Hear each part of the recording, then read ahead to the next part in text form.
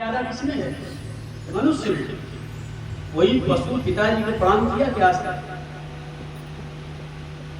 या यह माता जी है, ये बहन जी, ये मौसी, ये बुआ, ये मर्यादा किसके लिए है? मात्र मनुष्य के लिए है। पशु में इसका भेद नहीं होता। पशु में मात्र दो जाति होती है। एक जाति होती है स्त्री और दूसरी पुरुष, मात्र। बाकी जितनी भी मर्यादाएं हैं ये मनुष्यों के लिए है। और जो मर्यादा को बताए वही वेद है। जो वेद बताए वही तो भगवान है।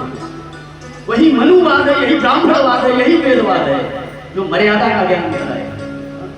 आजकल तो समाज में ट्रेंड चल गया है कि ब्राह्मणवाद मनुवाद को नहीं मानते। मत मानो बन जाओ कुत्ता, मत भेद करो माता में बहन में।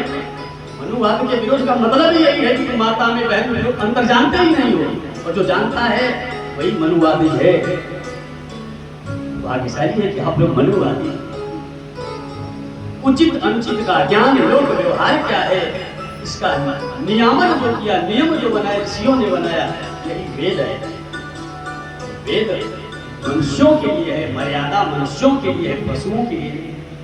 खाने पीने का भी वेद होना चाहिए कि हमें क्या खाना है और कब खाना है। अब क्या बताएं, छोटी बड़ी बात हो जाएगी।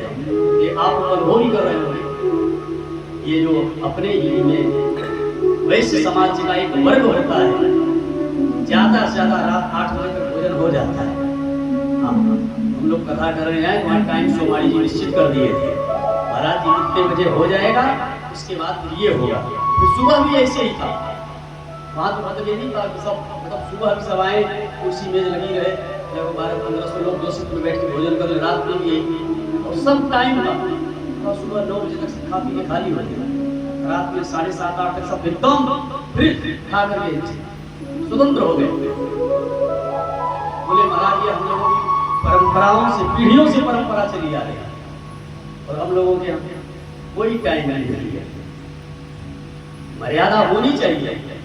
तो यहाँ पर वही बता रहे श्री सुखदेव जी कि कुत्ते के सदृश अकारण क्रोध न करें, सुअर के जैसे खाने की प्रवृत्ति न बना ले कि हर जगह जो मिले खाने लगे। और तीसरा उदाहरण आया ऊंट का।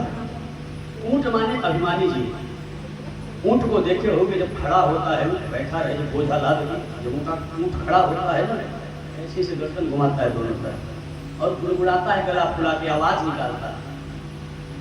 क्योंकि जब ऊंट उठता है तो दोनों तरफ देखता है कि है कोई हमारे टक्कर में बराबरी में। ऊंट के बराबरी में कोई नहीं दिखता। ऊंट लगता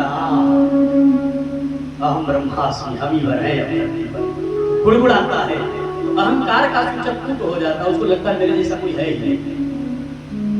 अभिमानी जीव को देख कर ऊंट खुश हो जाता है, चलो अभी तक हम अकेले ऊंट थे, अब यहाँ और भी ऊंट आ चुके हैं। और चौथा आया खर मानी गधा। गधा की क्या विशेषता है? यह बहुत परिश्रम करता है और इसके जीवन का मात्र एक उद्देश्य रहता है, वासनाओं की तृप्ति, मात्र और कुछ नहीं।